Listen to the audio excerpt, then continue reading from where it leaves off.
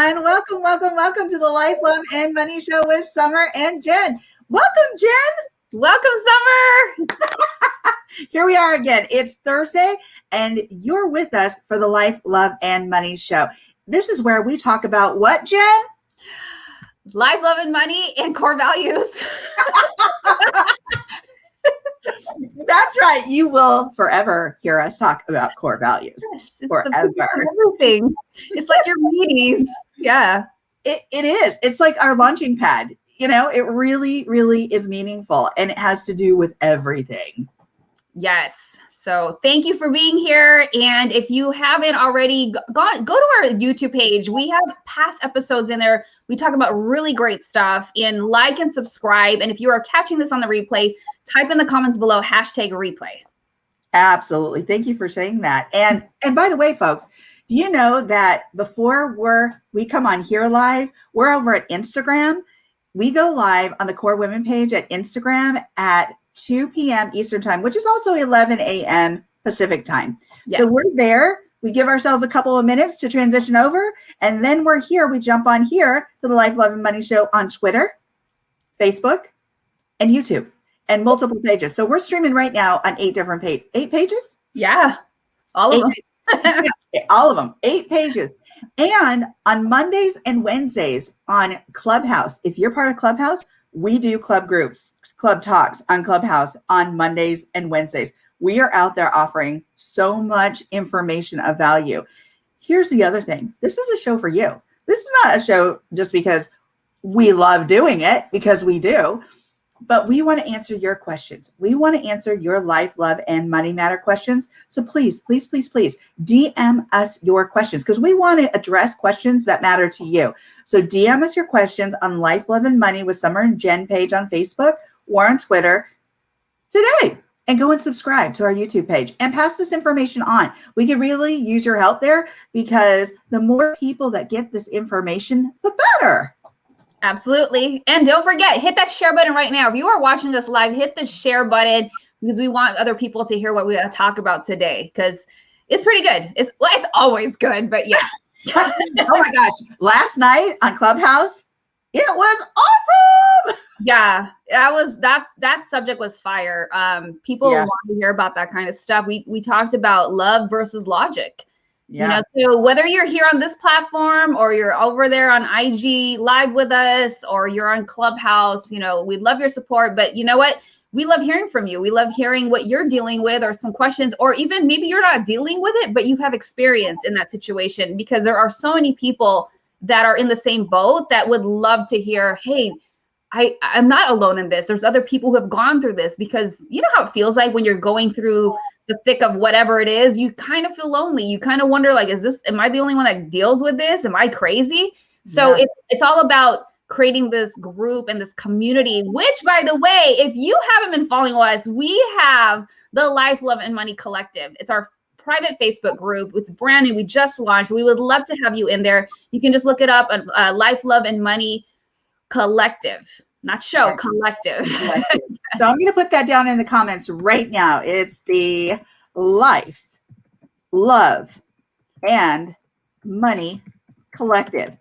And guess what, folks? That's where we could, like, how did you put it earlier, Jen? Give a little bit more nurturing one-on-one time with them. Yeah. So here, you know, you hear us live, but, you know, hearing it is one thing, but implementing it is another. You have to put these things into action. So we give you further tools and resources in there, and we're going to be building that up, and we have some other things coming up pretty soon. So you definitely want to join the community there. We want to build it up and just support, inspire, and encourage one another.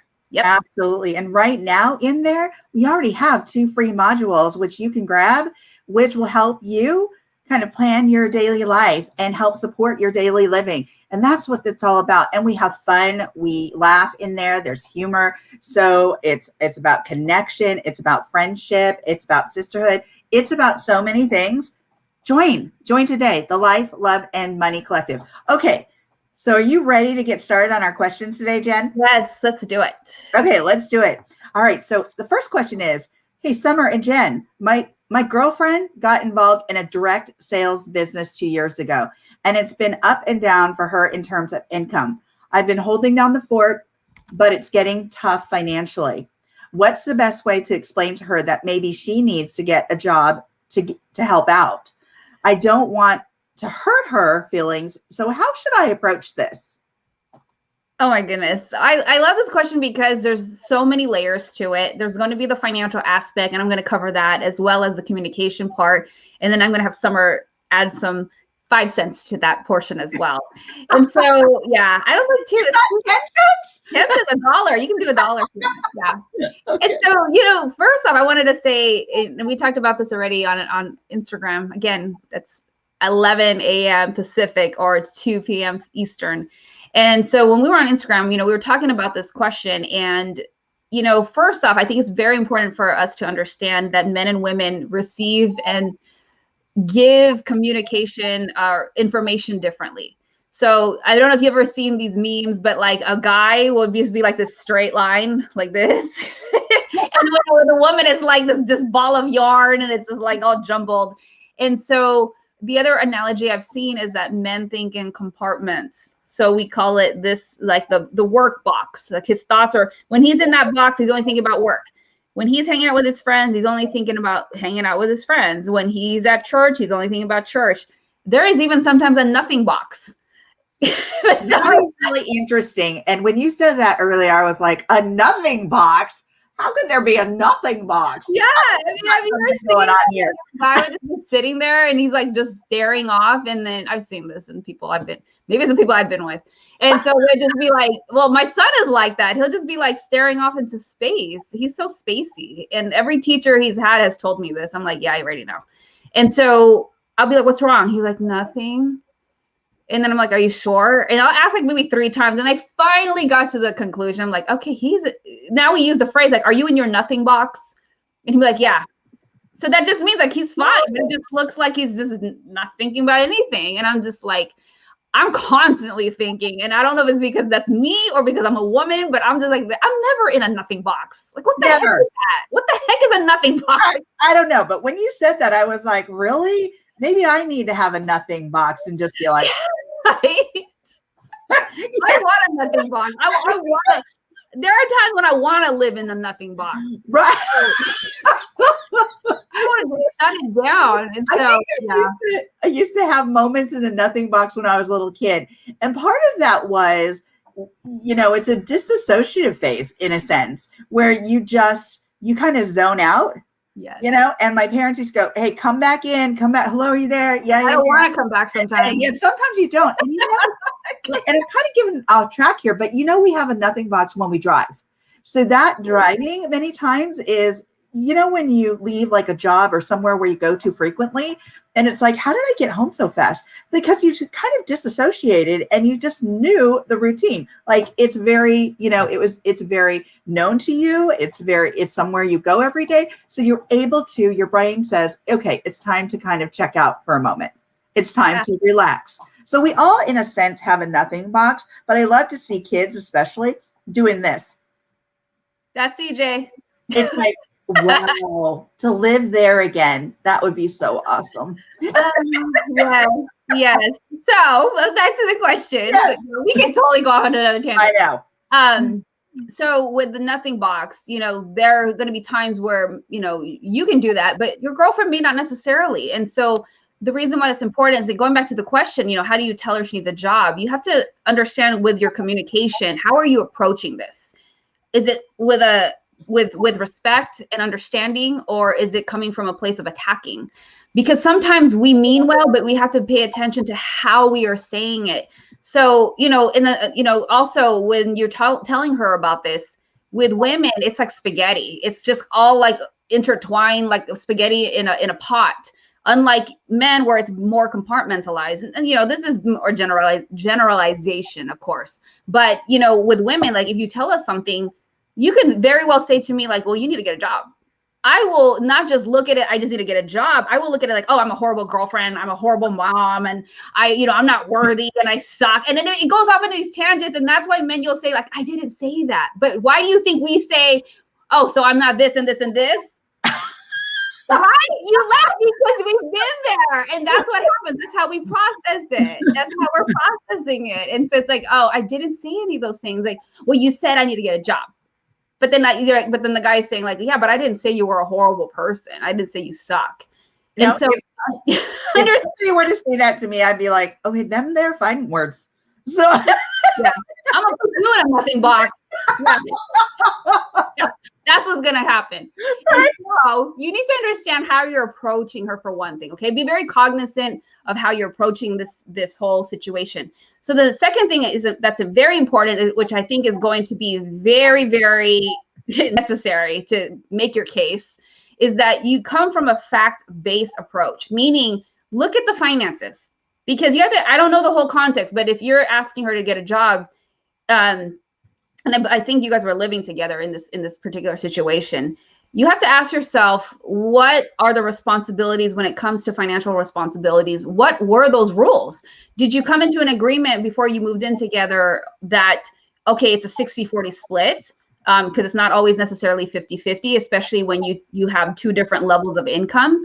Or did you have an agreement like, hey, I'm going to take care of this, and while you grow your business to a certain point, then then maybe you can start helping out. But it's been 2 years in your situation, so you have to ask yourself, like, what were the ground rules established from the beginning?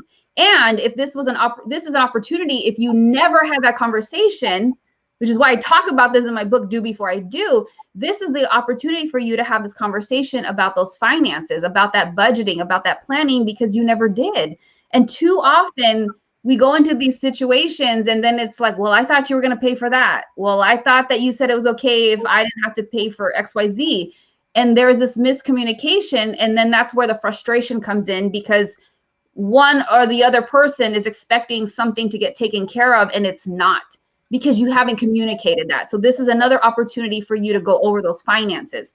But going back to your question, when you come with numbers, when you come with that plan in place, and you can concretely point out like, hey, you know what, babe, it's been 2 years and I know you're trying to get your business up and running.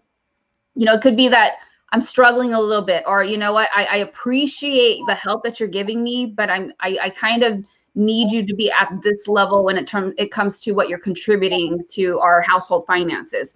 If you come with numbers, that's a lot different than it doesn't feel like you're attacking. It just shows like, hey, this is the plan in place. You can't argue numbers. Math is math, but you have to cover that. But when you come with that spreadsheet, with those numbers, it takes away from, it doesn't, I wouldn't take it as a personal attack. I would just realize, okay, this is the situation. Like, how the heck are we going to pay for these things if you're in a situation that you're pretty much keeping the fort down all by yourself, and I'm still trying to get my business up and running? Because here's the thing, the reality has to set in where I have to realize, if I was the girlfriend, I have to realize like, okay, I need to do some deep dive and evaluation of like, okay, is this going to be sustainable? What do I need to shift in my business to start bringing income in? Or do I need to get a part-time job? Like, what are those things? But if you start to show me the numbers, I'm going to come from a different perspective that like, okay, he's not attacking me. Like, these are the numbers. I need to do my part. Again, this is assuming that, the person's going to be open-minded and rational, because there are going to be some people out there, and I don't know, who your girlfriend is or how the dynamics are, but there are going to be some people like, I just don't want to work. And there are people like that. Yeah. So, and let me jump in here, because that isn't just women, that's men too. So there have been situations where it's like, you got to be able to have a conversation with somebody, just point blank, somebody who's not contributing. But I think it goes back to, Jen, like you said, that open communication and what the agreement was from the beginning as well. Yes. Yeah, absolutely. And we'll do it on another episode. Summer has a personal story she talked about on Clubhouse yesterday. It was awesome, about when there's somebody not contributing and what she did. I was like, wow, she's on it. And so it's really important, because it's not fair. It's not fair. But again, who's to blame? It comes back down to, did we talk about this? Were the expectations set? And if you didn't do that from the beginning, then this is the time you need to reestablish that, or establish it because you never talked about it. And then, lastly, I would say the best thing you can do for her is to come from a place of compassion and just ask her, like, how's your business going? You may not have, I don't know the details, but are you involved with it in terms of even just at the bare minimum supporting her? Or is her business something that's completely removed? Like you guys don't really talk about it. And that's really important. You know, I've gone to many conferences. I had many conversations with people that have been in direct sales, any kind of business, coaching, you name it, whatever. It doesn't matter what it is or what industry. When a person, man or woman, feels that their partner, spouse isn't supporting them, it hurts. It really hurts. And so if there's that disconnect and she isn't able to talk to you about her business, I want to encourage you and I want you to ask yourself, have you been supportive, even emotionally? Because it's really, really big, especially in those industries when you're having to recruit people, you're having to get people to attend a weekly opportunity meeting. I've seen it all. Then they got product all up in your living room in boxes and there's a monthly payment. It's frustrating. And then it's like, if you don't understand what her business is and the things that she's going through, she may feel, alone. And so ask her, and it's important for you to ask her so that she feels supported, because if she doesn't, sometimes there could be this resentment. There could be this resentment that like, I don't want to help. Let me just do my thing. It's like, you're not on the same page anymore. So I think it would behoove you to really, step in and ask her like, hey, how's your business going, babe? Like, you might find out that she's struggling in a different area. You might find out that, she's having some, issues with certain people in the company, whatever the case may be, but you being there for her emotionally and showing support that you care speaks volumes. It changes the dynamic, because we want to always feel supported by our partner in our dreams and our goals and everything that we're doing, but we need to be on the same page. But, it's really sad when we feel we can only go to our friends and we can't go to our partner, when especially for people that are in business and trying to grow one. And this might also be an opportunity for her to do some self-reflection and realize, hey, you know what? Maybe I need to evaluate things. Maybe I do need to get a part-time job. Maybe I need to focus on this part of my business, because when you start to have that conversation, it helps the person think of different ideas and a different way to approach things. So just to recap, the first thing, make sure you're very cognizant of your communication and how you approach her. The second one is to get the numbers down on paper so that you're coming from a perspective that it's based on facts and figures and not you attacking. And then third one is ask her how she's doing her business and how she can get supported by you. So Summer, do you have anything to add to that? Oh my gosh, I think I just pressed the button. I wasn't sure if I went away or what. Well, I do. I have to say that it doesn't matter what kind of business. If you're an entrepreneur, if it's a multi-level marketing business, a business is a business. Yeah. And business takes work. It takes a lot of work. It takes hours of work. Yeah. It takes bringing in customers. It takes marketing. It takes making money. It takes a lot of time, energy, and effort. So when you do come into a conversation, such as the one Jen is talking about in relation to bringing in money, bringing in a money that is the same every month, a constant stream of income, right? That could be really taken very sensitive. Like somebody could be really sensitive about that, because if you don't know what your partner's doing and all the time, effort, and energy because you didn't ask or because you didn't have that open communication, they could very well feel attacked and very well feel misunderstood. So as you said, Jen, when you come into the conversation, come up into it with a really open heart, come into it with the opportunity not to solve the problems, but being able to dialogue in a way where you can really support the person that is going through this hardship. Because your financial situation may also be going through some hardship, but come in, as Jen said, with the facts. I love that. I love that, because you can't dispute what's on paper necessarily. You can't dispute like, okay, we've got so much money. This is where the money's going. And this is where we're falling short. And if that's happening, that's going to cause stress in a relationship. So coming in with some concrete facts and with a plan, like written out plan, something where you can show where your dollars are going and where they're being placed and where they're being spent, is so important. It is so important, because that would be a great launching point for really opening up that dialogue versus attacking or having someone feel as if they're being attacked. Because a business is something really personal. They're doing it because they're passionate about it, but it might be that it's just not working out for them quite as they envisioned. Yeah. And that is significant. And that can take a toll on that person who's trying to run that business. And they're already dealing with conflict, internal conflict. So to have somebody on their side saying, hey, hon, I just want to be here for you. I want to support you. How do you think we could do this together better? How can I be a support to you?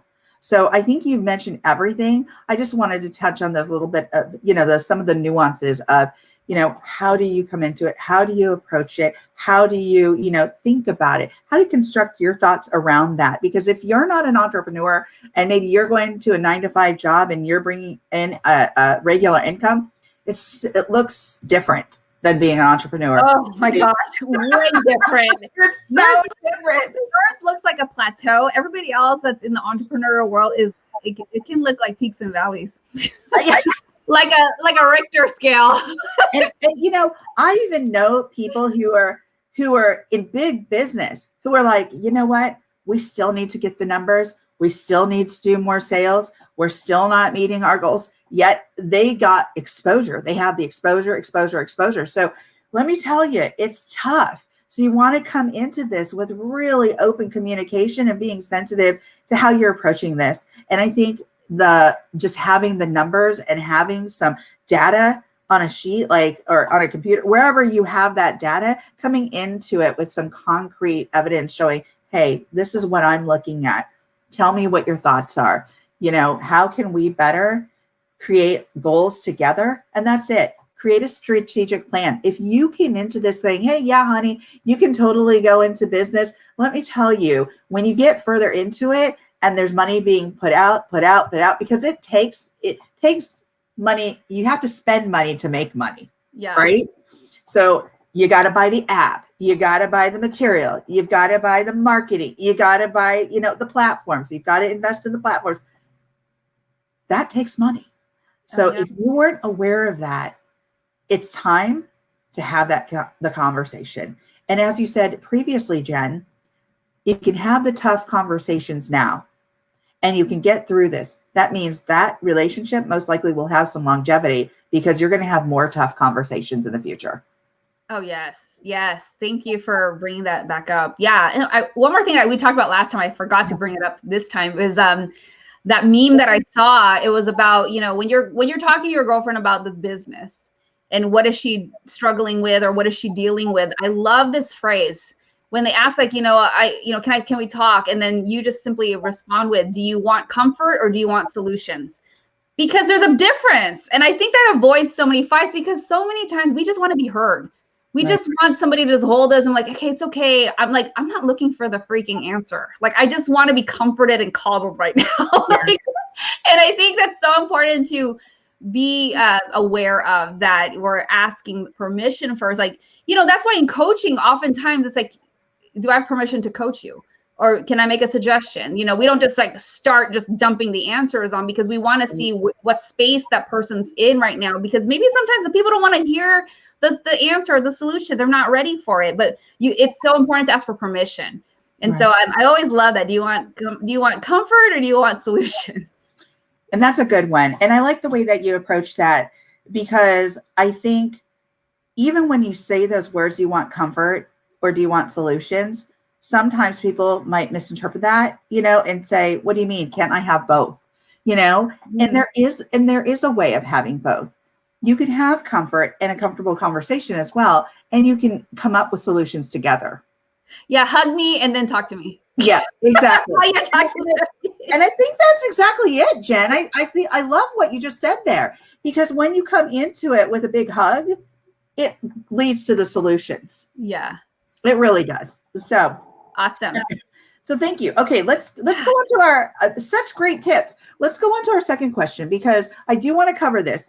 The question is, Summer and Jen, my parents want me to go to college and I really just want to get a job. I feel like if I tell them that they're not going to understand. What do I do? Okay, so coming from the perspective of the student, of the kid who's in high school, he doesn't want to go to, he or she does not want to go to college. Okay, so what I would say is, if you're that kid, many times kids don't want to go to college. It's not for everybody. Know this, parents. College isn't for everybody. There's trade school. There's internships that lead to jobs. There's all different ways of approaching futures, somebody's future, because his future or her future isn't my future. But if they know that that's something that they don't want to do right now, hear them. Take the opportunity to listen. Take the opportunity as a parent to be reflective.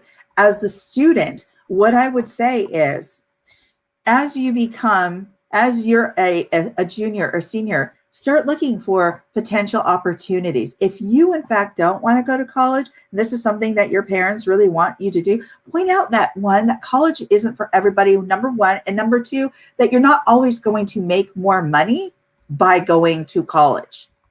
Mm-mm. And that's a biggie. You're not always going to make more money by going to college.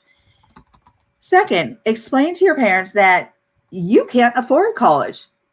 Maybe if they're not paying for college and you're having to pay for college, that you can't afford college. That is something that you can't do right now.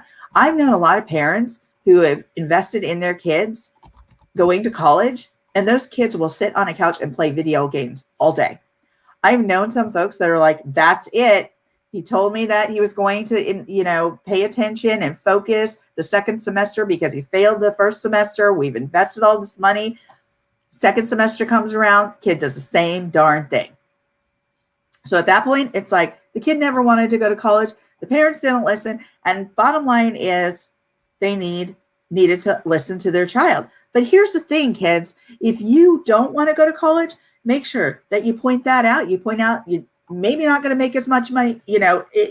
College doesn't always mean making more money, number one. Number two, explain to your folks that you don't necessarily have the money. Number three, emphasize that there are other paths, meaning that you can go to a trade school, that you can do an internship. Start looking now. If you know that you don't want to go to college, but you need practical skills that were going to get you a job when you start looking for one, look for an internship. If you're interested in art, music, whatever it is, finances, you want to work for a bank, perhaps.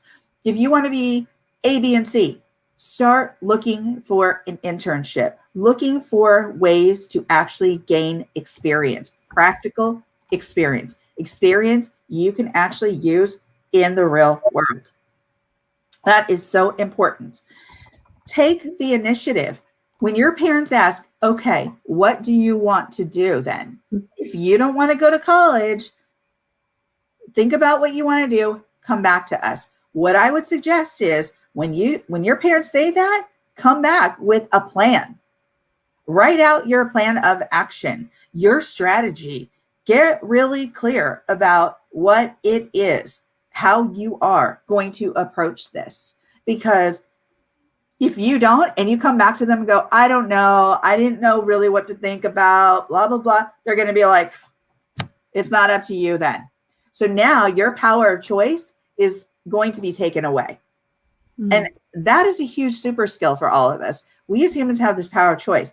Don't allow anybody to take that away, but make sure that by saying that, you come in prepared. You come to that meeting, you come to that sit down with your parents, that round table with your parents, prepared with some information about what your plan is for the next year, for the next 2 years, in regards to your plan of action and what you want to do for the future. Because parents are concerned. They want the best for you. That's what their intentions are, is the best for you. So talk to people. Look for that internship. Talk to people who haven't gone to college, who have been very successful. Talk to those people. Understand what their approach was in life in relation to getting a job, creating a business. Talk to those people. Find that healthy, productive support network. Because a lot of times we can feel really alone. If your choice, you're going to be coming to the end of your high school career and everybody's going to be talking about where the colleges that they're going to or want to go to or they got accepted to, and you're kind of out there floating and saying, I don't want to go to college, but I want to do something different. Find that network, find that healthy network of folks where they also are in the same boat, where they also are planning for their future in a different way. Ask your teachers, ask the librarian, ask your career coach in high school, ask your counselor. Talk to those people about maybe looking into something that you're interested in. How can you approach that? And also for parents, here's the thing, and I'm going to read this because I did write this, but I want to tell you this very specifically. No matter what your child decides, remember that as long as he or she is making healthy decisions, often the best thing to do is explain the responsibilities and consequences of each action and inaction they are considering. And sometimes it's best to let your student learn on his or own terms. So both student and parent, it's tough, but come into the conversation prepared and with an open heart and an open mind. Great advice. Anything to add? Yeah, it's I'm thinking of all these conversations I've had in the past with parents. And I think sometimes, especially, the older generation, and things are so different today. I mean, I sometimes just, how many times do you get blown away when somebody either comes up with some wacky invention or something goes viral, whatever the case may be, they monetize the crap out of it. And I'm thinking that didn't require a degree, but they made like $4 million off of it. Right. And so that is something that I think more people need to pay attention to, that there are so many different ways to monetize nowadays. I mean, people make so much money on YouTube, making video. That does not require, we had a Clubhouse conversation the other night, and one of the gentlemen that came in was talking about his son. This exact conversation where he was getting on his son about, hey, you need to go to college.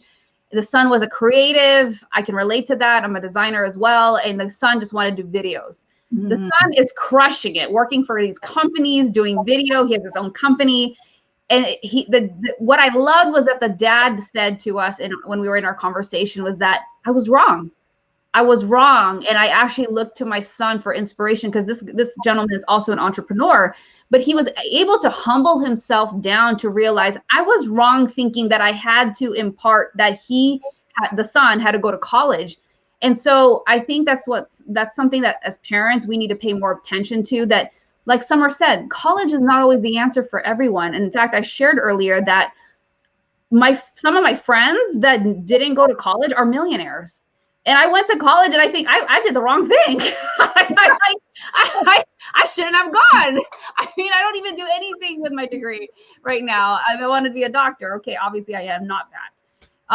So it's just so interesting. And I think both sides have to come to this kumbaya agreement, like, especially for parents, where you have to realize, like, times have changed. I'm not saying college is a bad thing. I mean, I have a degree, and, Summer's a doctor. And, but we have to be open-minded that there are other ways to generate income, to make a living. And for us, I'm saying this as a parent, for us to impart that's the only path, I don't think that's right.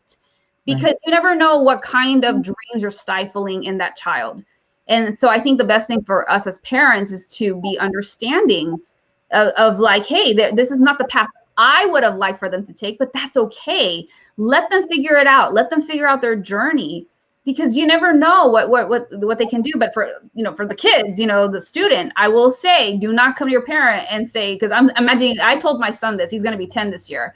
Because I asked him last year, I said, what do you want to do? Like, what's on your mind? And, I feel like I have a different perspective because I'm a coach. So, and I'm immersed in a different kind of world. And so I asked him, he said, I want to be a YouTuber. And I immediately said, awesome. What's your plan? Are you creating video? Are you putting out content? Are you uploading that thing at least once a month, every week? And there was a time when he was in the mode of creating video. I mean, this kid was getting more views on his videos than I was making financial advice. I mean, it was I was like, wait a minute, you're doing videos about video games, and here I am making life-changing advice. Right. At 30 views, I get 1. Isn't that incredible? But there's the thing, Jen. I mean, you've got it right. It's like, at least your son had a plan and he was doing it. And that is so critical, that a plan is important, and open communication and dialogue is just key. It really is, because college isn't for everybody. It's not. It's not. And I'll give you a quick example. I had a student that I was working with, intern, and his parents continued to say, I want you to go to college, want you to go to college. He couldn't afford to go to college, but he was accumulating these bills, and he was like, I just don't want to go. I want to start my life. I want to do other things. And last semester of college, he decides to drop out. And he's like, he was depressing. He wasn't doing well. And it was enough. And he had enough. And I said, okay, what's your plan? And he said, I just, I want to work in this field and I need a job. And I said, okay. So we started looking around. I had a friend. I connected him with a friend. He got a job. He started making a really great salary. He's now happy. He's content. He's married. He just in the last year, all of this stuff happened because he was able to get that job and he was able to move on with his life the way that he envisioned. Mm-hmm. And yet he didn't want to disappoint his parents. Yeah. And now though, he's got hundreds of thousands worth of loans. So before they get to that point, before they get to a point where they owe that much money, let them talk to you. Talk to them. Be open in your communications. As I said, college isn't for everybody. And if your child is ready to move on and, has a plan for their future, that plan can always look different. I mean, goodness knows, how many times have we changed our plans? Oh my gosh. How many times? And yet that's going to happen with that person, that young adult. So at least allow them some grace to make the decisions for themselves, to come up with a plan of action. Meet at the table, have a conversation, start working with them, help them with their strategic plan, help support them. If you're an entrepreneur or if you've done something that's really, that you're proud of, let them know how you did it. Give them some insight, because they're not going to learn just, by floundering. They're going to learn because of modeling from you and from others. So yeah, be a source of support. Awesome. Thank you. Love it. All right. So guess what time it is? It's the nugget of the day.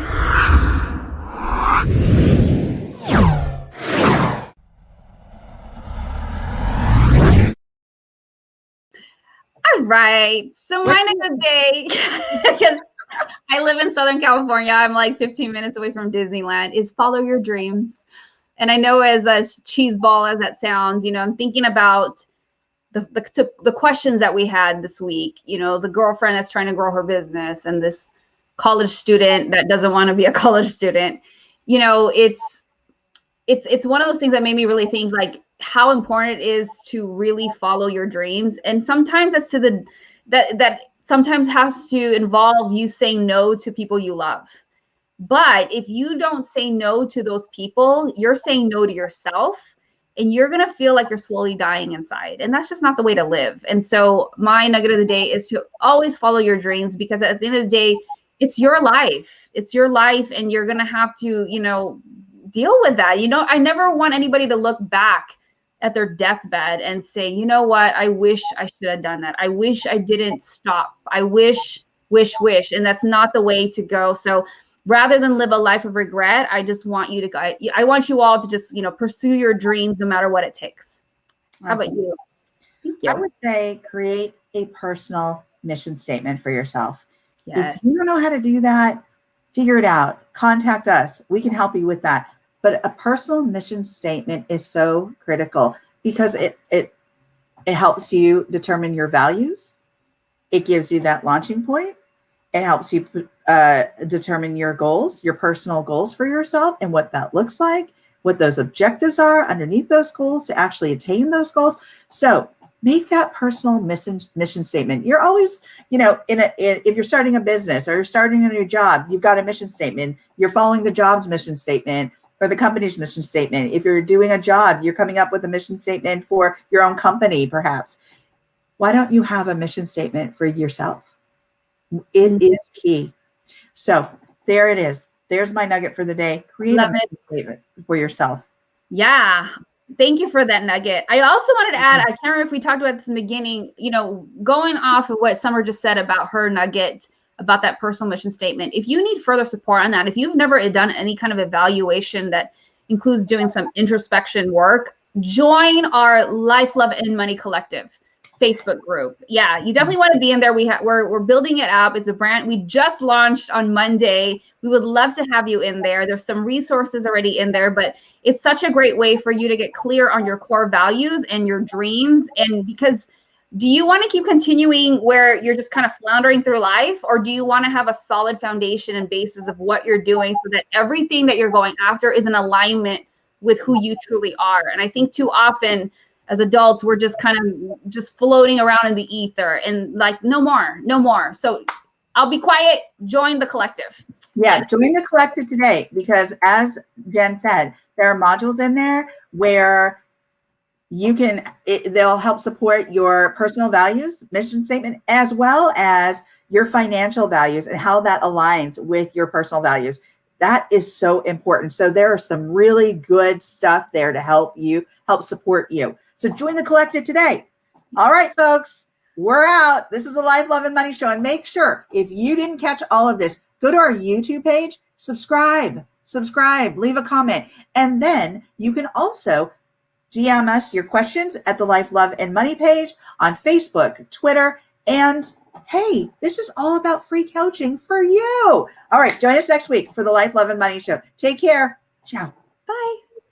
Thank you for watching the Life, Love, and Money Show with Summer and Jen. Dr. Summer Watson is the owner of the production and coaching company Core Women, LLC, is a doctor of psychology, has a depth of experience working in both for-profit and nonprofit in human services and mental health, is a professional coach, seminar host, documentary film producer, and an author.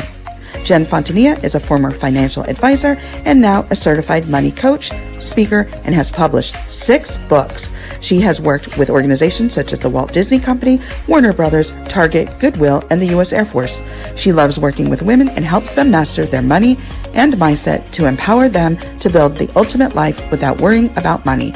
Join Summer and Jen every week as they go live on the Life, Love, and Money Show on Instagram, Facebook, Twitter, YouTube, and LinkedIn.